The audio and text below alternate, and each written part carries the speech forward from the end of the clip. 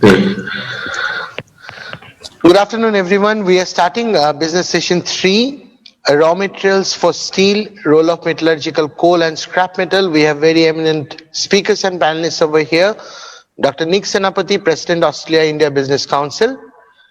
Mr. N.C. Jha, Managing Partner, Prolific Coal Consortium and former Chairman and Managing Director, Coal India Limited. Mr. Kaushal K. Sinha, Senior VP and Business Unit Head, Metals and Mining, M.N. Dastur & Co. And it will be moderated by Mr. Rajiv Moitro, Member of Minerals and Mining Committee, Bengal Chamber of Commerce and Industry and Director, Consulting, Energy and Resources, Deloitte Tomatshu India LLP. Over to you, Rajiv. Thanks, Arnav. Pleasure to be here. Good afternoon, eminent speakers, dignitaries, honorable members of the Minerals and Mining and Metals Committee at BCCI, and webinar participants. It's a great privilege to be here and to moderate this session. First, would like to welcome the distinguished speakers for this session, Dr. Nick Senapati, Mr. N.C. Jha, and Mr. Kaushal Sinha. We are really grateful to have three of you today. Regarding the context of this session, we all know that steel is critical for economic growth in a country like India, though the per capita consumption is considerably lower than some of the developed nations.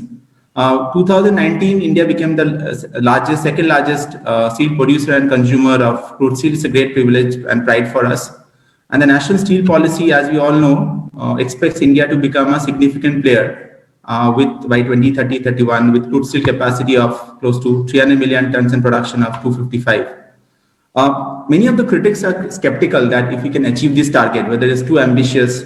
However, we believe that it is feasible to achieve such an ambitious goal, provided some of the key enablers such as raw material availability are in place. I'll give it some data points. So, National Steel Policy estimates that iron ore requirement to be around 437 million tons by 2030-31. The coking coal with ash content of 10 to 11% and low moisture to be around 161 million tons, and non-coking coal, which comprise both PCI as well as thermal coal, to be around 136 million tons. This will primarily, the thermal coal goes into DRI to achieve this target of 255 million tons. But we see a high import dependency of coking coal, which is an ongoing concern for all the steel industry players. Today, if I look at the demand-supply gap, there was a significant gap, and in FY20, India imported close to 54 million tons of coking coal. Primarily, these are the good quality, the metallurgical coal, the prime coking coal, which is not so much available in India. Australia, in fact, was the largest exporter of coking coal to India at 36 million tons. And so, if I look at the domestic production of coking coal, 46.7 million ton was produced in FY20, of which only around 10% or 4.76 is prime coking coal or the conventional metallurgical grade. The other issue that we are seeing, apart from the resources, so if you look at resources, India has a 34.5 billion ton of coking coal resource, 15% is prime coking coal. The other issue is on the washery side. So even some of the coal is blended, the domestic the wash coal capacity. The operating capacity of existing coking coal washery is also low, primarily because of age and technology issues. And so this, which significantly hinders optimal washing, blending of domestic coking coal. So this is a problem which needs to be solved, to address the growing demand. On the other hand, we see the significant progress in the iron ore supply, which has been done through auctions, but we are seeing a shortage now of iron ore. Many of the auction operating mines which are auctioned have not their full production capacity. So we see steel scrap to be significant in reducing dependence on iron ore, especially for secondary producers who is EAF and IAF for steel production. If I talk about steel scrap, India imported almost 7 million tons of steel scrap in 2019. The government expects the domestic supply of steel scrap to increase to almost 39 million tons by FY25, and the imports to reduce to 1 million tons. So they have actually come out with a policy. The policy is gazetted, but it's not kind of implemented the steel scrap recycling policy. And the policy seeks to give far greater organization to Indian scrap collection sector, which now lacks both uniform standards in terms of collection and quality. So given this context, and these two, one met coal as well as scrap metal being very important elements as raw material for the steel sector, some of the key questions that I would like to request the speakers to talk about, and of course they can speak about other issues. that what are the potential routes that we enhance domestic production of good quality coking coal and steel scrap to address the end user demand. What would be the likely policy enablers and the interventions required to reduce the current demand supply gap? Given that we have limited quantity of prime coking coal reserves in the country, how do we economically extract and considering the cost structure? Because if you look at the cost structure of most of the coking coal mines, they're on the higher side. It doesn't fit into the overall economics of the steel players. And of course, the washeries. Washeries also high cost.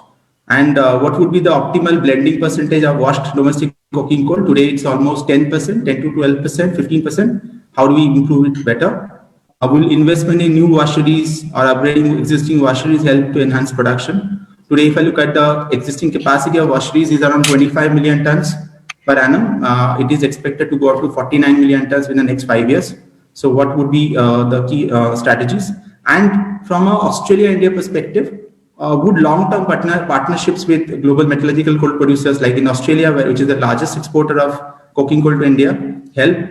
Will acquisition of metallurgical coal assets like ICVL had acquired the Mozambique, the coking coal assets. Some similar kind of strategies work for the India. And last is the steel scrap recycling policy, which has been gazetted. In the current form, is it effective, or do we see any kind of changes required from a policy point of view? These are some of the questions that I wanted to highlight before I would request Dr. Nick Senapati to start off with his discussion. Thank you. Over to Dr. Senapati. Thank you very much. And thank you to BBC and I for inviting me to talk. May I pay my respects to my fellow speakers and moderator on this discussion, and special wishes to Mr. Partha Bhattacharya, who I know has a long and strong relationship with Australia and with Brisbane. So let me just say that to answer really what you were saying is a lot of the questions are answered in what I was thinking about. And although I'm currently not particularly in the metallurgical coal business, I have been following it and I have worked in it in the past. So Australia exports around 55% of the world's coking coal exports. So 55% come from Australia, which is about 176 million tons last year. Out of that, with India's steel production of about 111 million tons, and their requirement so that's about 70 million tons of coking coal. That means 45% of that comes from Australia, or 35 million tons of that comes from Australia, which is about 20% of Australia's exports. So there is a huge dependence of the Indian steel sector on coking coal from Australia. And I should emphasize that that coking coal basically comes from the Queensland coal basins. And the export comes out of 3 ports in Queensland, which are about 400 kilometers apart, those three ports, and which I think poses a global risk, as 55% of the world's exports come from those 3 ports.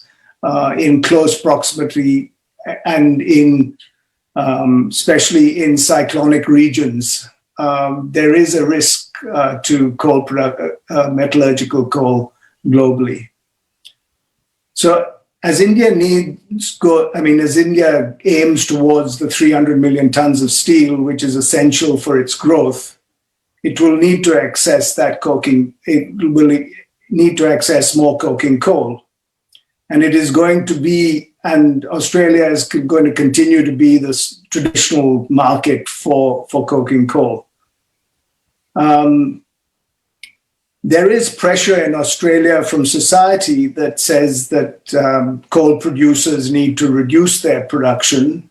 And the definition that they're coming up with in Australia regarding the difference between a thermal coal company and a coking coal company is that if 30% of your production is thermal coal, then you are a thermal coal company. And so if there is societal risk to reduce the amount of coal production. Now, I don't think that's going to happen in the short term, but that societal pressure will continue, and that creates a bit of a risk too. So, of course, India has some of its own coking coal, but in an extremely difficult area of the Jharia coal fields, and the challenges there are enormous. Perhaps it is time for a concerted effort to work out how one can mine that coal, relocate people, put out fires, etc. But the coal quality in that area, as far as I know, is pretty good and maybe worth doing, especially for long-term supply. Equally, the reduction of the supply risk for India can also be achieved in a similar manner to Japan, what Japan and Korea have done by investing in individual mines in Australia. And there are opportunities at the moment for that, and the opportunities will continue to remain open. And the foreign minister in Australia recently emphasized the need to form strong bilateral relationships with India, particularly as Australia struggles with their trade relationships with China in the present times. And coal may be a way to make this happen, because any strategic, logistical, quality or cost advantage that can be developed will reduce that risk. And Australia is keen to form relationships with India, far more so, particularly over the last few years, and strategically even in the formation of the Quad. So that the trade relationship is an important one as well. We have seen recently the hold up in Australian coal exports to China that have a flow-on effect to exports elsewhere. And even the Chinese producers are not particularly happy with this, because they're now paying something like $200 a ton for Canadian or Chinese coal.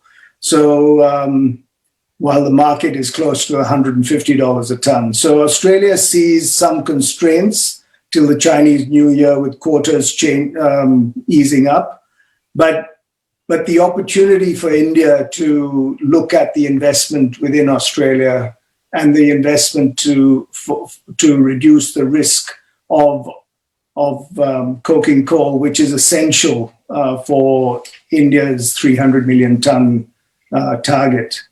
So in summary, high volumes from Australia produce some risk, that all coming from one region has some risk as well, but the opportunities for Indian investors and steel plants to invest in coking coal businesses in Australia continue to be high. And it doesn't only have to be in hard coking coal. There is semi-soft coking coal as well. And like Nippon Steel, they've shown that semi-soft can improve their costs significantly. So thank you very much. That's all I've got to say. Thanks, Mr. Senapati, Dr. Senapati. It was really insightful. So one question I had for you before I would request Mr. N.C. Jha to give a presentation. I think you will give a presentation. Is you spoke about bilateral trade between India and Australia. So do you think G2G routes will help to kind of establish? Because we also had a similar case in for ICBL in Mozambique. So yeah, where it was to G2G, because it's very difficult for an Indian company to set up shop, especially Aquila mine in a country like Australia, without the support of both the governments. Would that help, and which can be the nodal agencies in your mind who can help the Indian miners or Indian steel producers to set up mines. So there's already been quite a bit of interaction in that regard, and there continues to be. The issue that the G2G has for investing in Australia is that the speed of investment is never quick enough. Yeah. And because Australia is an open market for when something is being sold, it is always done with the speed of what normal mergers and acquisition take place. And the Indian G2G process doesn't work quick enough for that. Yeah. But that said, I think the Queensland government, the various Trade and Investment Queensland, which is a body, and Austrade, can all help in that regard. Sure. Thanks so much. I think it was wonderful. So we'll come back to you with more questions, probably after all the speakers have voiced their views. So I would request Mr. N.C. Jha to talk about, especially look at the indigenous production of coking coal and some of the issues. If I look at, so for example, Coal India, the CIL almost possess 19.4 billion tons of coking coal reserve in the country, which is close to almost 100%. And it's primarily 89% in two subsidiaries, which are CCL and BCCL. So from an indigenous coking coal supply, and the required quality, because steel players have voiced their concern about high ash, high moisture, some of the other factors like vitrinite and fluidity, etc. Those are issues. So how do we have good quality coking coal from the indigenous production? So that is probably one of the questions I had for Mr. Jha. Over to you, Mr. Jha. Yeah, good afternoon, Mr. Maitra, and all the speakers and the participants. Can you hear me? Am I audible? Sir, you are audible. You are audible, Yes, sir. Yes. Okay, fine. Yes. So can you upload my presentation? Yes, sir, we can. Yeah, please do it. Yes, sir. Okay. So my presentation basically focuses on the supply scenario from the indigenous sources and the issues that hinder major supply. Can you move to the next slide, please? Yeah, this one I will skip because a lot has already been said about the national steel policy. Let me focus on this. The requirement of coking coal as per the national steel policy is around 161 million tons per annum. Non-coking coal for the PCI route is 31 million ton, and the non-coking coal requirement for DRI route itself is 105 million. The current dependence of the on imported coal is around 85%, but the government aims at reducing it to 65%. That means 35% of the total requirement for the steel industry has to be met from the indigenous sources, which if we take coking coal alone works out to about 56.35 million tons per annum at 10.5% as equivalent. This is really a great challenge. I mean, both for the steel producers as well as the coal producers in the country. Now, when we look at the resource scenario, can you move to the next slide, please? In the country, the total amount of coking coal in the name of coking coal is around 34.5 billion tons, of which 18.6 billion ton is only in the measured category. Measured category means we have proved it to an extent that you can extract it fully. The rest of it is yet to be explored, and a major part of it is within the depth range of 300 to 1200 meters. The ones that have been explored already is about 18.6 million ton, and that generally lies with a depth of 600 meters. Next, please. Now, can you come back to the same slide? Now, when we look at the category or the quality-wise coking coal, the prime coking coal, which basically makes the coke, is only 5.3 billion tons, And this is an estimate. In fact, the entire 34.5 billion ton is an estimate made since 70s. And the coal that has already been extracted so far is not discounted from this. So the figure which appears to be high is not actually very high. It will be quite low. Next, please. Now, let us look at the characteristics of coking coal. Now, coking coal are such coals which can form quality coke during carbonization. And in terms of the hot and cold strength, it plays a very important role in the smooth running of the blast furnaces. I mean, any coking coal can swell and form a coke, but it cannot be suitable for blast furnace, because for the blast furnace, the parameters that are required are the Micum 10 strength, Micum 40 strength, the CSR values and CRI values.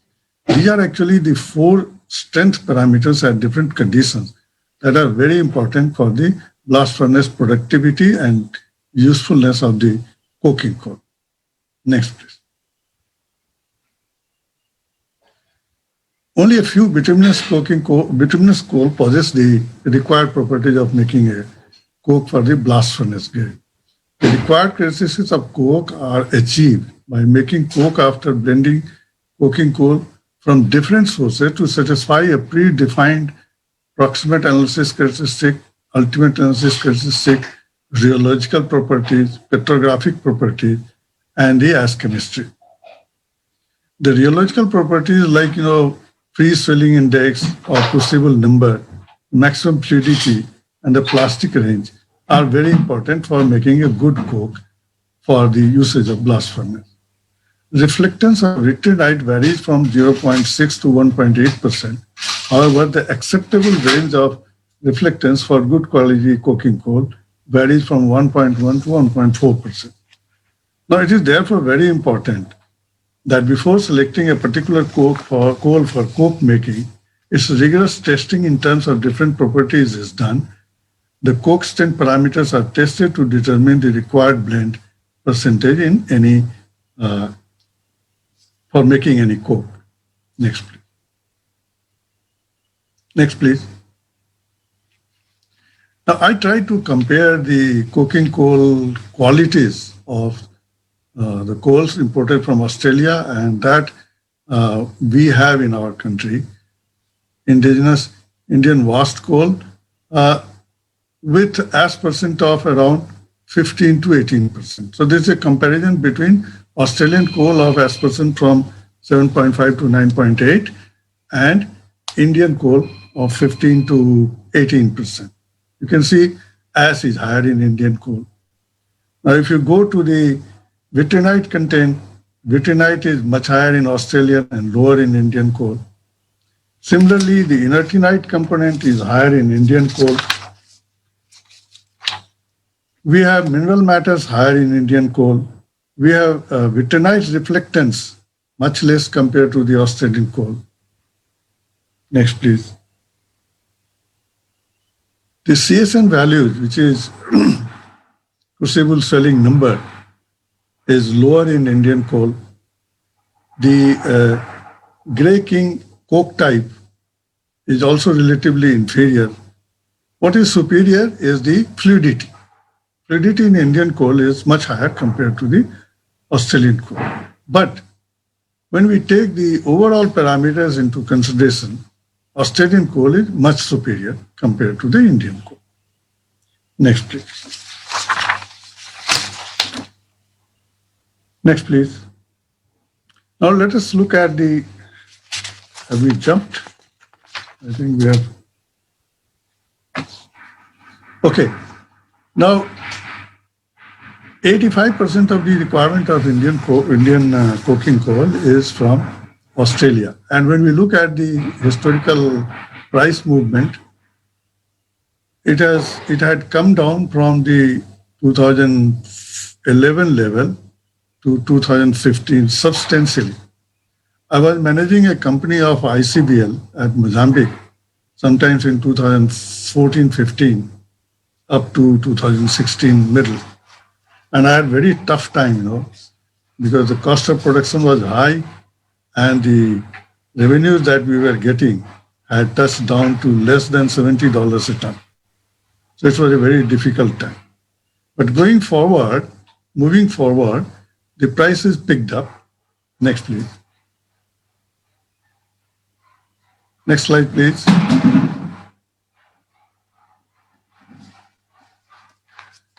And you can see from 2015 onwards, it has moved quite a lot. 2018, the average price was around $208 a ton. And I understand that in 2020, it has further come down to less than $135 a ton. So the price movement is very volatile, and it particularly depends on the weather conditions in Australia. My friend Nick will agree to it that if there is a heavy rain in Australia, when coal fill, the prices jack up. And so the others become a beneficiary to it. Next, please.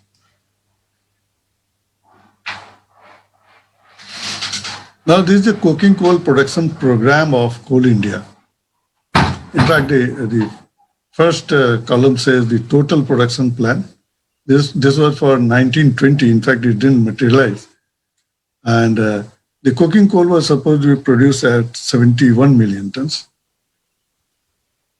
Unfortunately, all this coal is inferior quality. When I say inferior quality, the ash percent is very high, is something more than 35%, and sometimes even touching 55%.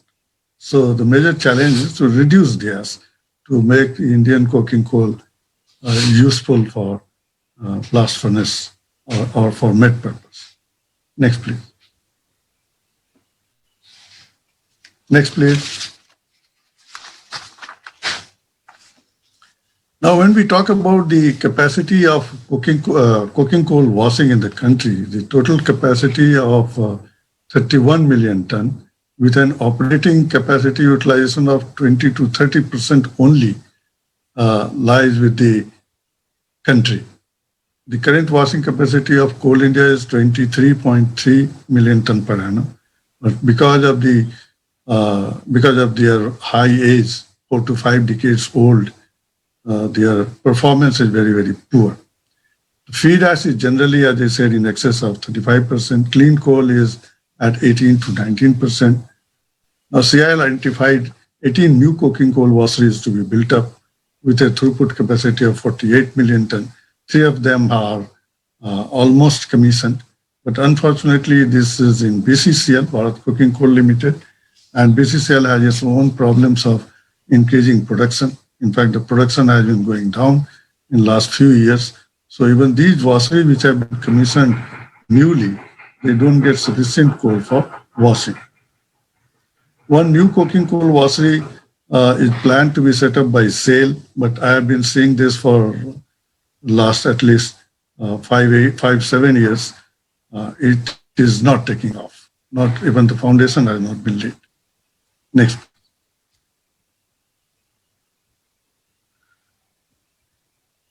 Now, Indian coking coal are very poor in the washability capacity. And this is largely because the mineral matter is so intimately related with the coal matter or carbon that it's very difficult to separate them and isolate them through gravimetric methods of washing. New washeries have been planned to wash at 18 to 19%, while the blast furnace requires for coke making coal of 10.5 at the most percent.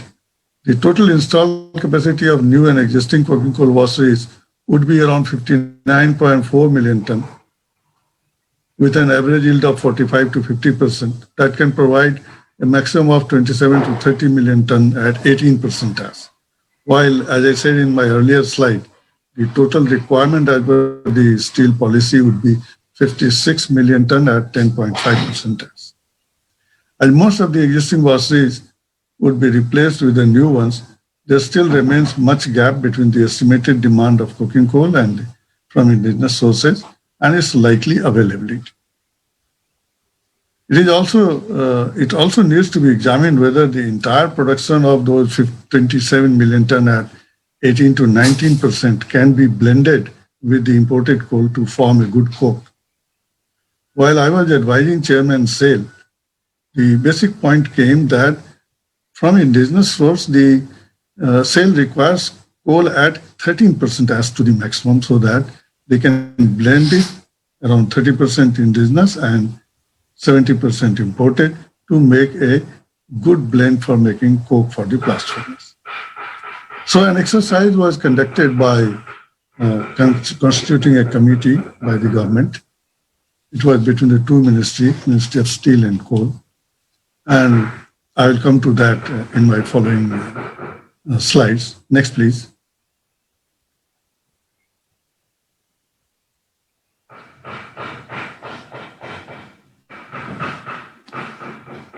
Okay. So please move to the next one. Now, how best the indigenous coal can be used for steel making? For that, several exercises have been done. Several tests were done. One of the tests was done by RDCIS and CCSO SAIL. And what they found out that for the optimum usage of Indian coking coal in SAIL plants with a dense supply of imported coal, this was done in 2008, was found to be 30%. This was at that time. Next, please. Another study was done by CMPDI and RDCIS in 2013. And there were pilot tests done with different ash levels by washing the coal from different sources. And what was recommended was that the clean coal from particular collieries, I will not go into these details because there is not much of time also. The basic idea was that Indian coals with 17 to 18% ash can be blended to the extent of 30%.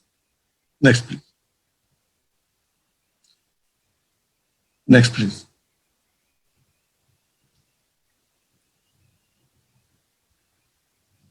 In another exercise that was done in 2015, it was observed that if the feed ash was less than 30%, which unfortunately is not there, it was easily possible to achieve 10% ash coal with reasonable yield, both for cooking and non-cooking. Next, please. Sorry to butt in, Mr. Cha. I'm just conscious of the time. Yeah, I'll skip these slides. Yeah, I'll skip these slides. So I'll speak without the slides now. So the government thought that a committee should be constituted, and exercise was done. Extensive testing of coals from BCCL and CCL areas was done. And then what was realized that if we wash the Indian coal to 13% ash level, the generation of middlings and rejects becomes tremendously high. And the clean coal would be between 13% to 18% only. So the cost of washing will be stupendous. And what was Indian coal should be continued to be used, to be washed at 18% ash. So this was the recommendation, and the sales projection of 13% ash was not accepted. And so all the washeries that have been proposed to be set up are planned at 18% ash. Now, when we come to the usage of the Indian coal, we find that the Indian coal, which is basically rich in mineral matters, has to be separated from coaly matter. And for that, the normal system of washing on a gravimetric basis is not suitable. So we must do some research, and some studies were done in which coals were crushed to micronic level at minus 100 microns. And when that was subjected to segregation, then yields of 40 to 50% at 10 to 12% ash were achieved. But unfortunately, not much of work has been done in this research, because at that micronic level, what we need is to form pellets of the washed coal. And not much of the work has been done in this. In USA, one such experiment has been done, and I could see also the pellets, but the technology is not yet commercially available. So I would suggest that a lot of research has to be done. And until we go for that and make these technologies commercially viable, we will have to depend largely on the imported coal. Indigenous coal on its own will not be possible to replace the quantity of imported coal. And the government's aim of reducing the imported coal to 65%, to my mind, appears to be a long dream. We will have to continue with that. Jharia coalfield has its own issues of problems. It's overlain by the richest population density area. It has the problems of fire. There is a Jharia action plan, which is under implementation for at least last 15 years.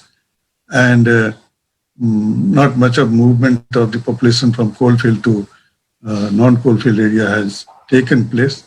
There is aversion to move. There are issues related to that.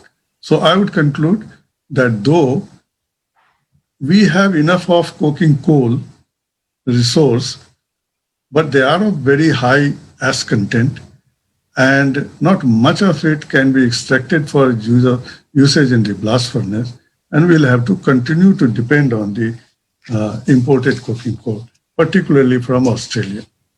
I tried to supply the ICVL's coal from Mozambique, and when tested in different testing facilities of SAIL, hardly 15 to 20% of it was acceptable for blending to make good coal. So we'll have to continue to use the imported coal, particularly from Australia. Thank you very much for giving me a patient hearing. Thank you, Mr. Jha. I think it's a wonderful, I would say, presentation. So maybe I will just take 30 seconds of your time. So one of the issues that people have flagged is look at the cost curve of mining. Australia is on the, I would say, the best position. Probably the cash cost of mining for coking coal is around $70 to $80.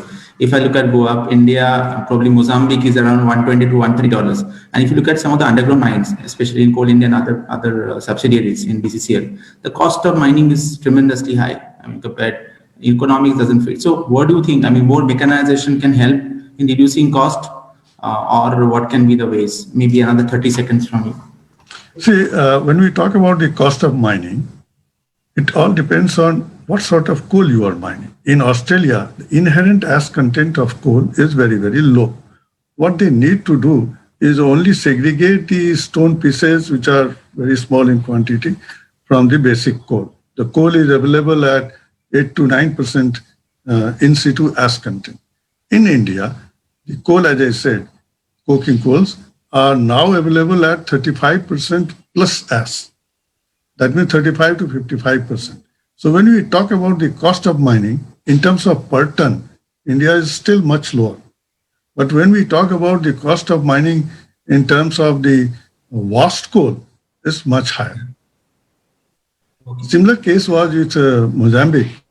Mozambique coal has an average feed ash of 35%. But fortunately, there the bentonite content with much lower ash are distinctly separate. So it's very easy to separate those from the high ash coal contained in that coal layers. So that's why even then at 13.5% ash that I resorted to washing, the yield is around 35%. Only. Sure. The rest 65% goes as waste. So the cost of mining there also is quite high. Sure, thanks. So I think probably I'll move to the next speaker, Mr. Sinha. Good afternoon. Probably you can have a touch upon the other aspect, which is the metal scrap, and restrict your presentation to our discussion to around 10 to 12 minutes. That would be helpful. Arnab, is it 10 minutes okay? We'll wrap up by 5. Is that okay? It's okay. It's okay. Okay. Okay. So, good afternoon, Mr. Senapati, Mr. Mitra, and Mr. Jha, and all the participants present here. The issue that we are going to talk about is the basic raw material for iron and steel industries. The basic raw material for iron and steel industries are iron ore, coal, and scrap. Because the scrap has become now also a basic raw material. Because whatever we are using or what we are producing, that has to come back to the system. And that is going to happen in due course of time, depending upon the continent, depending upon the situation, cost line, and all. So as of today, if we are using around 600 million tons of scraps all across the globe, the scrap does not only the economic value, the scrap has a better value in terms of the green steel making. Okay, so around 950 million tons of CO2 that is getting reduced if you are using 600 million tons of scraps. And on the top of that, we have got advantage in terms of basically greenhouse gas emissions. That is also going down, as well as if you are using 600 million tons of scraps, we are really releasing the load on the natural crust, on the iron ore excavations, coal, etc. So that way we are really going or transforming ourselves to the greener steel territory. Seeing up all these, having said all these things, the scrap generating capacity of a continent or a country depends on a matrix called steel stock or steel bank. So the country like USA, UK, and also Germany, the total, if you see the steel stock, it is in the tune of 11 to 16 tons per capita. If you see the other advanced industrialized countries like South Korea, maybe Portugal, it is in the tune of around 6 to 11 tons per capita. If you move it out from this continent and go to China, it is in the tune of 5 tons per capita. And if we come back to India, it is at 1 ton per capita. So the situations that it is like this. If you want a continent or country to be a scrap generating, there are 2-3 aspects of that. At least your steel bank should be in the tune of 7 to 8 tons per capita. Only then you can be we can be a scrap generating country. So the question is this to reach that level, we can take an example of US or maybe UK or Germany. They have got a long industrial history, and by that this whole this bank has created, steel bank has created. And if we come to China, China is having a low steel bank. So if you take a case of US steel making pattern, if you go to the 90s and then we find that US was producing around 60 million tons out of BOF and 30 million out of EAF. And if you see the present trend, it has just reversed. Present trend is 30 million tons that we are producing from BOF and 60 million we are producing from EAF.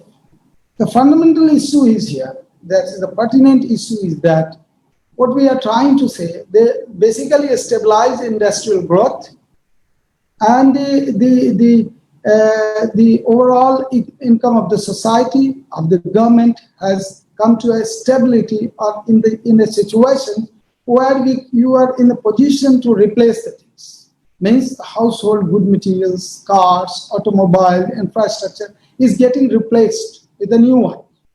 That is why we are able to create a scrap in the systems, and we can use USA as a country. We can see that it is the country as a whole, we can say that the cheap source of electricity supply also, which is the basic input for the EAF to be competitive. So in this context, there are 2 other things are also there. If you see the BF and BOF of US, that hasn't improved to that extent where we are, China and India, we can look upon. The technology part of of USBF. Even I can see that they are using a bell-based charging. But in India, you can seldom find bell. It's a bell-less charge. And this overall decrease the cost, the efficiency level of blast furnace goes up, coke level consumption goes down. Okay. So the point is this. So if you move out from US and see the other part of the world, what is the steel stock that we have? If you go from America, USA to say European Union, you will find that around 54% of the steel is being produced from scrap. And if you come down to Japan, it is around 34% of the total steel is produced from scrap. Once again, we will move up to China. It is going down to 5 tons per capita. But if you see the total manufacturing of China regarding the steel production, then it is around 1,000 million tons. Out of 1,000 million tons, China is producing around 110 million tons from EAF. So overall scenario, what we are seeing, looking at that though China may be a bigger steel producer, but we see that the scrap level utilization on the lower side, because the total steel bank is on the lower side. But because China has got a larger scale of economy regarding the steel, they are making 1,000 million tons of steel. So if you make it 100 million tons, so it mixes to the 1,000 million, so the overall economics of the steel is not getting changed. But if you come back to India, Indian scenario is a little bit different. India has got a capacity of around, say 110 million ton is the production. That's fine.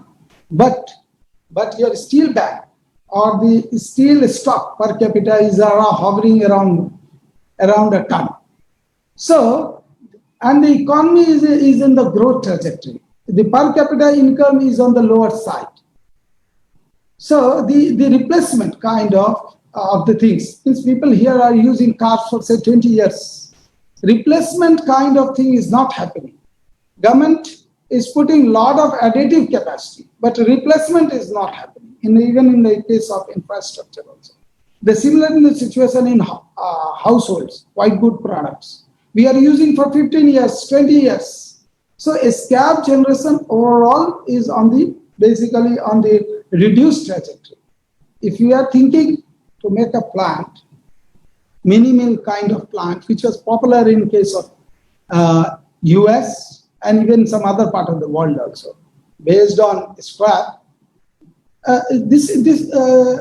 we don't have that much of a scrap. So if at all we want to make it, then we have to import a scrap.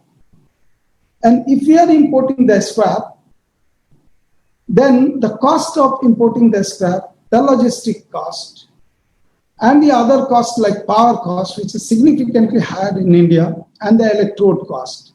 If we see all these costs together, and the basic raw material that we are using for the steel plants, that is hot metal and sponge iron. Sponge iron is mostly used for the secondary steel makers, and hot metals are used for the primary steel makers. Then the cost line of the EAF based on the scrap, particularly on the imported scrap, doesn't fit. It is always on the higher line. So we don't find a big opportunity for mini mill kind of thing based on the imported kind of, because overall scrap generation is very, very low. So what is the question is, whatever scrap that we are generating, actually how optimally we are using it so that the economics of the steel making on overall basis should remain intact and we should be globally competitive. The solution is something like this. To my understanding, that scrap should be used, major part of the scrap should be used in the BOF, and the minor part, because of the scalability issue of inductions furnace, that is secondary steel making, we should use that. So what is going to happen? If I can go in a BOF, I can go to an extent of up to 20% solid charge or a scrap charge. then what is happening? I can produce around 20% more steel from the same setup without adding any BF capacity into it. So overall CO2 footprint is going down. Economics remains same. So you are basically, we are getting into a greener territory of the steel making. Okay. Sure. Yeah, I will cut it short. I think it's possibly of time. So Yeah. 30 So seconds the from you. Situation is something like this. The scrap policy that we are thinking about making a lot of scrap centers, lot of processing unit, not a very big promising future for them, because overall scrap scenario in India, seeing the scrap bank or the steel bank that we have as on today is really not very it will be a kind of a shortage situation. So the conclusive idea is this, that we will be relying mostly on the indigenous scraps, and indigenous scrap will mostly we will be using in the secondary steel makers and the primary steel makers. So if we at all have a steel bank to be developed in seeing the present GDP scenario, so it will take around, for me, it will take around 25 to 30 years from here. Because if we see the GDP line and the steel growth line, both are following each other. So that is what I wanted to tell. We can have some time, we can discuss on this. So here I end because of the paucity of the time. So thank you very much for your question. Thank you, Mr. Sinha. I think it's wonderful. Some new insights came about the steel bank, which is really insightful. So I would just, because we are already overshot the time by 5 minutes, I would like to thank all the speakers, and we have just concluded a very interesting, insightful session. Summarize the key points. Maybe I'll take a minute. So we started out with Dr. Senapati. He spoke about supply risk, how other countries have managed, like Japan and Korea, and they have invested in assets. So one of the points that Mr. Partha Bhattacharya also raised, that acquisition of met coal assets, there are opportunities in Australia, and maybe we can explore various routes, including G2G, but G2G may not be the best option.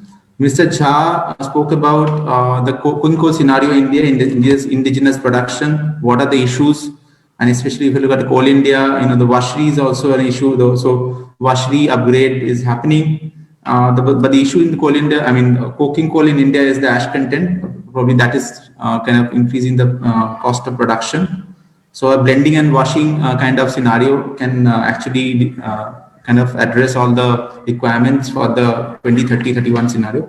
And Mr. Jha, you mentioned about the steel stock bank, which is a interesting concept per capita. India is at 1 ton vis-a-vis, China at 5 tons, and some of the developed nations at 7 to 8 tons. So it will take, what you said is it will take around 25 years to become self-sufficient. So we have to kind of live with that for some time. Probably the scrap policy needs to be relooked. The vehicle scrappage policy is something that, that will also build or add to your indigenous scrap generation. That may also help. So with that, we conclude this session. I again thank all the speakers for a wonderful discussion, and have a good day and good year ahead. Thank you. Thank you very much. Thank you, Mr. Moitro, and we are really indebted to all the speakers to carving out time. It's already too late for Dr. Senapati, and we are also grateful to Mr. N.C. Jha and Mr. Kaushal Sinha. Now I would request our co-chairperson of the committee, Mr. Rana Shom, to kindly formally address the vote of thanks and conclude the sessions of day 2. Ladies and gentlemen, we have just come to the end of today's program, and practically we have come to the end of this e-conclave, which lasted for 2 days, yesterday and today.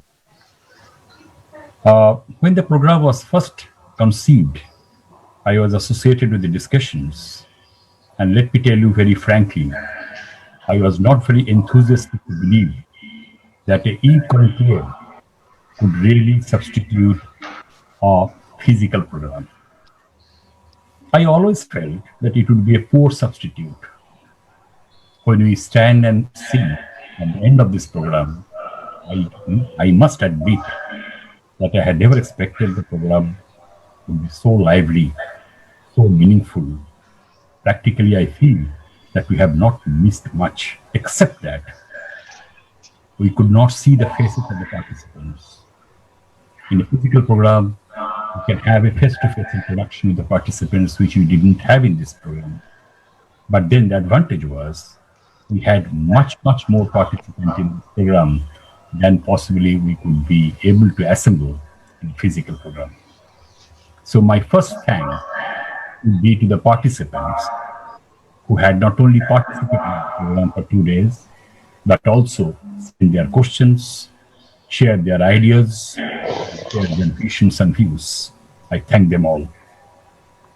I thank, of course, the speakers and moderators who have not only done justice to the education, who have done extremely well during the last 2 days.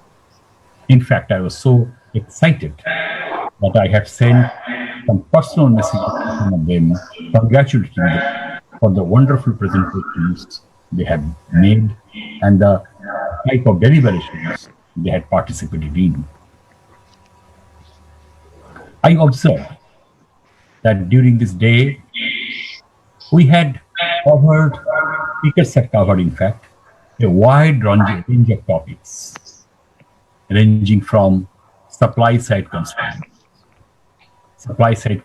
and expected constraints, keeping in view that India has an ambitious project of achieving steel production of 300 million ton by the end of this decade. We observed that the people went deep into this area. They went into the constraints on coking coal, they went into constraints on beneficiation, and so on and so forth. The discussions covered technology. Technology not only for improving production, but also to present a clean environment and to handle the environmental challenges which are associated with steel making. There was discussions on pricing, on exports, and about the ambitions of some of the steel makers to soon become global players. In fact, the range of topics which today's discussion and deliberations covered give an idea of the degree and the penetration of the subjects which the speakers have made, and the moderators have, in many cases, provoked them into making. I thank the organizers because it was their vision, it was their organizations, it was their relentless effort which has made this program a success. But so many ideas have come up. So many things were discussed. So many suggestions have come. I'm sure that Bengal Chamber of Commerce and Industry would definitely take note of all these points, summarize them, and then send it to the appropriate authorities for suitable actions. This is a practice which Bengal Chamber of Commerce and Industry does, and I'm sure that this time also there will be no exception to this. In fact, if we can progress a little bit in this area, in changing the minds of competent authorities, in changing the determination of the industry experts, in changing the perception about the society, we'll be doing a great job. Thank you once again. Good night. Thank you. Thank you, sir. We are also thankful to all the committee members. In fact, Mr. Partha Bhattacharya is here. Mr. Partha Sengupta was also there. Mr. Shushi Manaji, Mr. P.K. Mukherjee is also there. Mr. Rajiv Maitri is also there. I would request all of you to kindly just put your video in on mode from Bengal Chamber of Commerce. Let me take the opportunity to thank all our committee members, our chairperson, our co-chairpersons, to everyone. And without all of your guidance and support, it would have not been possible to do this program at all. And we are overly thankful to all of you. And we are also thankful to all our sponsors, and also, of course, all the audience and the media people who had covered well about the program. So with this, definitely we'll take it forward with our proceedings and kind of recommendations that we'll prepare from the committee, and we'll definitely share with all the companies and with all the relevant ministries. We will share. With that note, if any one of our committee member would like to take, Mr. Bhattacharya, would you like to make any comment at the end? I think whatever I had to say, Mr. Rana Som has said that exactly. I would echo his. There is an echo going on. Can somebody? No, there is some echo. Yeah. That's it is done. Please. Okay. I think whatever Mr. Rana Som has said, his concluding remarks, I would completely echo that. It was a great effort done by the Bengal Chamber Secretariat. Arnav, yourself, you did a great job. And with your father not being so well in the hospital, I think it was quite a bit of work that you have done.